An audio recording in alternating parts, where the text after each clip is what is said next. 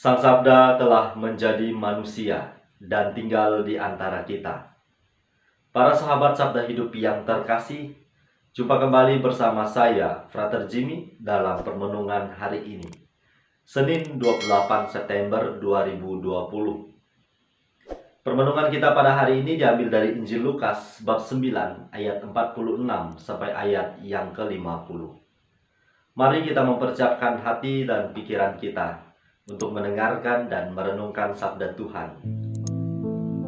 Dalam nama Bapa dan Putra dan Roh Kudus. Amin. Semoga Tuhan beserta kita sekarang dan selama-lamanya. Inilah Injil Tuhan kita Yesus Kristus menurut Santo Lukas. Dimuliakanlah Tuhan. Sekali peristiwa timbullah pertengkaran di antara para murid Yesus tentang siapakah yang terbesar di antara mereka. Tetapi Yesus mengetahui pikiran mereka.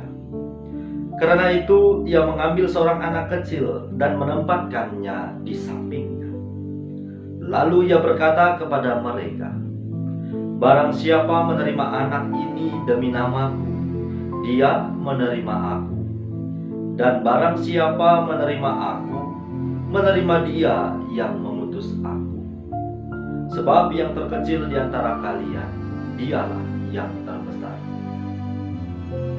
Pada kesempatan lain Yohanes berkata, "Guru, kami melihat seseorang mengusir setan demi namamu, dan kami telah mencegahnya, karena ia bukan pengikut kita." Tapi Yesus menjawab, "Jangan kalian cegah, sebab barang siapa tidak melawan kalian, dia memihak kalian." Demikianlah Injil Tuhan. Terpujilah Kristus. Para sahabat Sabda Hidup yang terkasih, dimanapun Anda berada, salam sehat untuk kita semua. Dalam permenungan hari ini diceritakan bagaimana para murid bertengkar. Bahwasannya mereka berdebat. Kira-kira siapa yang terbesar di antara mereka? Diceritakan lebih lanjut bahwa ternyata Yesus tahu apa yang menjadi pikiran mereka. Injil pada hari ini menampilkan satu cerita yang luar biasa. Bahwasannya para murid yang setiap hari bekerja kemana-mana selalu ikut Yesus. Apa yang menjadi pekerjaan Tuhan Yesus, mereka pun ikut ambil bagian. Tapi ternyata mereka juga memiliki pikiran layaknya kita manusia pada zaman ini, berlomba-lomba ingin mendapatkan popularitas, saling bersaing untuk menjadi yang nomor satu.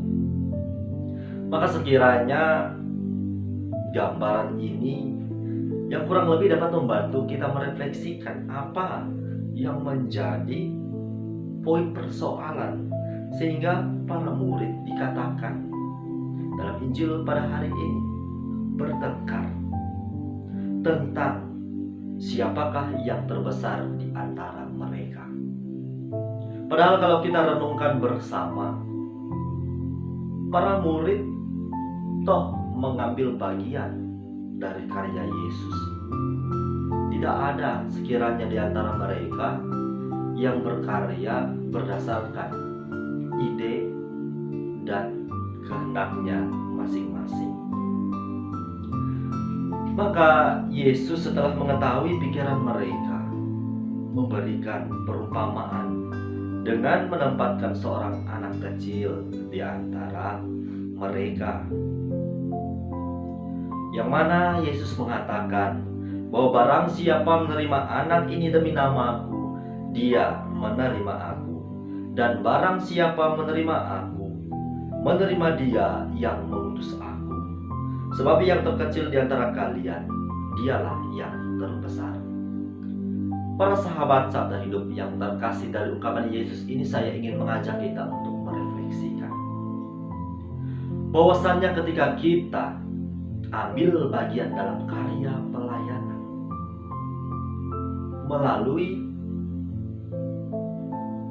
setiap bakat yang Tuhan berikan kepada kita melalui profesi kita masing-masing, yang harus diingat ialah pertama-tama bahwa yang saya, Anda, dan kita semua wartakan ialah Tuhan. Tantangan di perkembangan zaman yang luar biasa saat ini, sebut saja di media sosial. Tantangan pewartaan bukan main sulitnya. Sebab apabila kita tidak hati-hati, niat kita pertama tadi ingin mewartakan Tuhan, tapi setelah kita memiliki penggemar, kita memiliki fans yang cukup banyak, godaan untuk mewartakan diri sendiri tentu akan senantiasa menghampiri diri kita. Para sahabat sabda hidup yang terkasih, maka melalui bacaan-bacaan suci yang kita dengar pada hari ini, kita diajak untuk kembali menelisik batin kita. Apakah ketika kita ikut ambil bagian melayani Tuhan melalui cara hidup kita masing-masing, kita sungguh menghadirkan, mengerjakan segala sesuatunya hanya demi kemuliaan nama Tuhan.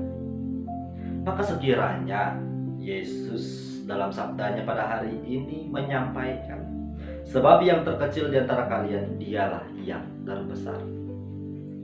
Kerendahan hati, keterbukaan diri sangat dibutuhkan dalam menanggapi setiap sabda dan perintah Tuhan, serta dalam mewujudkannya di tengah kehidupan bersama setiap harinya.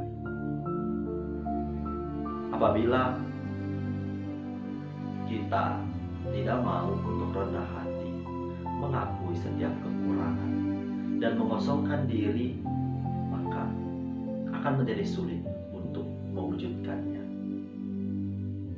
Maka mari kita mengosongkan diri, biarlah diri kita diisi sampai penuh dengan kuasa dan kehendak Allah bagi hidup kita.